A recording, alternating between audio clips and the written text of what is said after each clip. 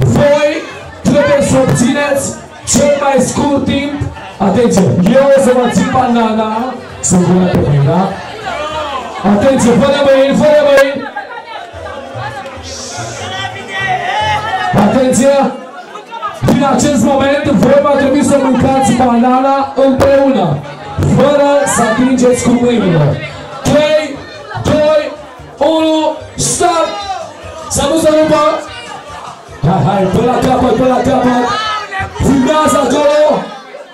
Foarte, foarte bine! Aplauze pentru echipa numărul 1, Andrei și Andrei! Super! Ați fost minunați! Stimați acolo! Puneți cronometrul la timp, vreau acolo! Mergem mai departe cu echipa numărul 2! Este formată din Miha de la Baia și Easy! Atenție! Eu mă țin, eu!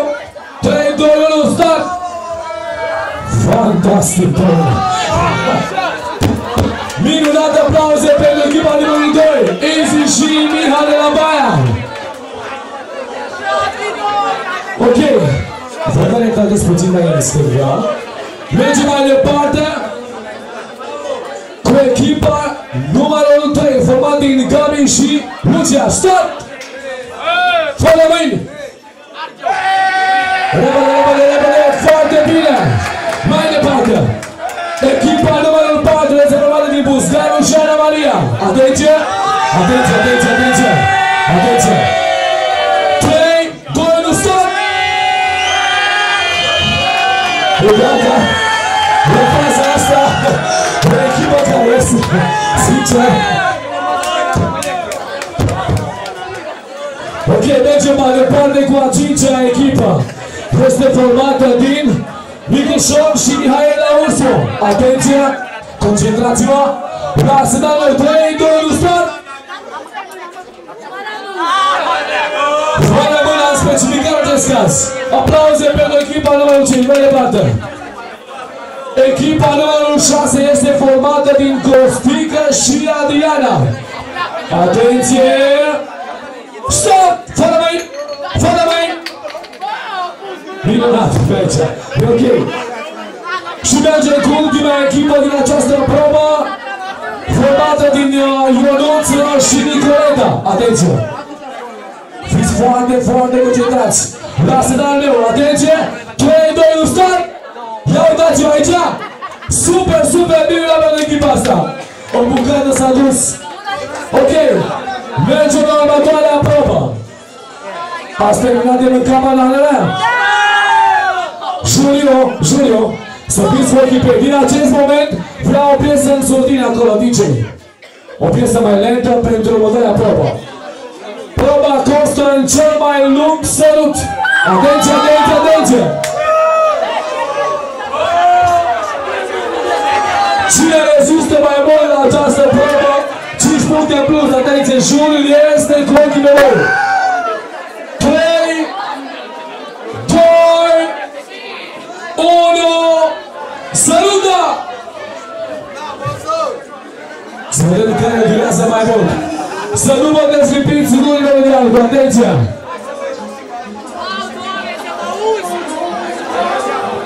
Vinează!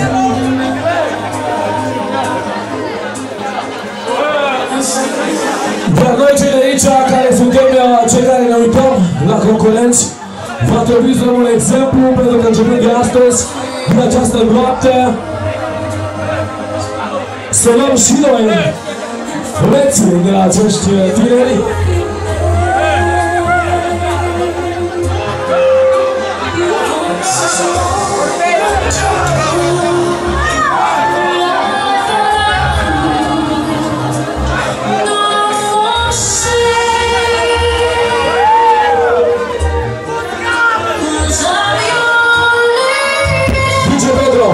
Pe voce.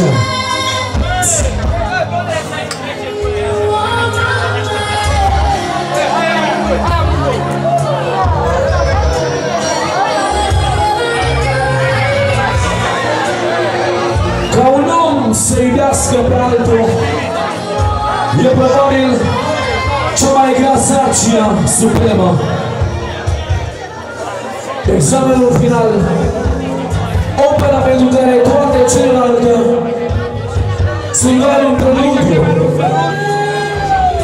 Iubirea e un imbold pentru fiecare să se desăvârșească, să devină cineva, să devină o lume, el însuși, de dragul cuiva.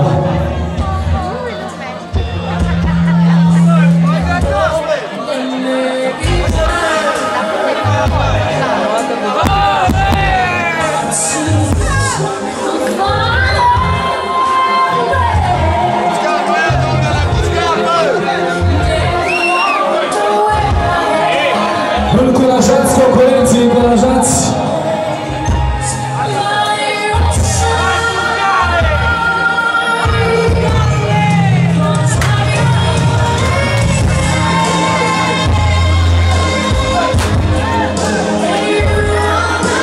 Și bineînțeles, declarații de dragoste pentru concurenți în timpul sărătului îmi ridic eu. Aplauze, aplauze, aplauze, acolo aplauze, pentru că nu se aude aplauze, toți pe la masă, aplauze!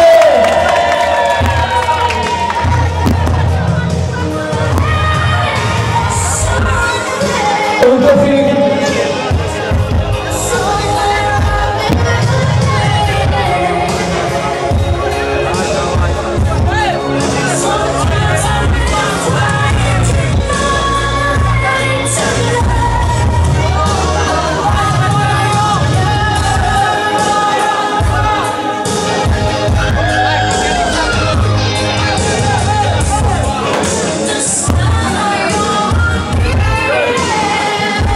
continuați să întrebați și pe buneți.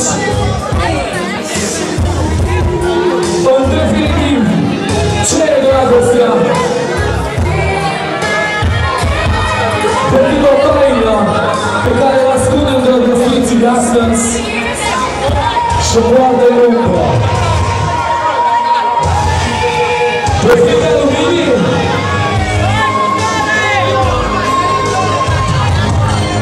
pasiunile fug de lumină, iar lumina le omoară. Odată ce taina se dă pe față, dragostea păstește. Își pierde dragosteia, vraja, devine ceva obișnuit de toate zilele. Atenție, concurenții! Nu vă dezlipiți, deci nu vă dezlipiți, da? Vom schimba genul de muzică, iar voi trebuie să continuați să lucrându-vă în continuare pe altă piesă. DJ, muzica! Deci nu vă dezlipiți, să salut! Nu vă dezlipiți, nu vă dezlipiți, să salut!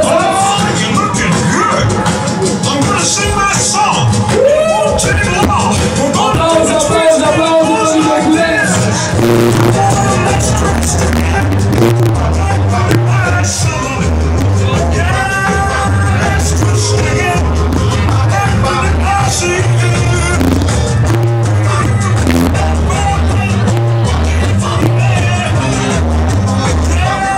Ei, se pare că ești de o concurenție?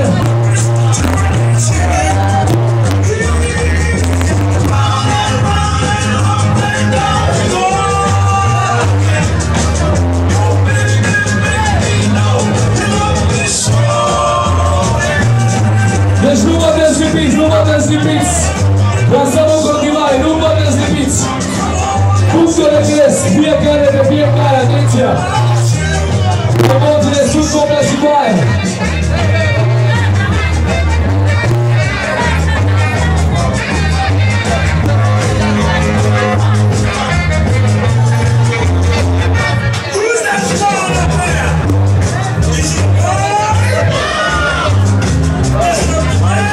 Dansați cum știți voi, dansați, dansați! Nu vă dezlipiți, următoarea piesă, nici!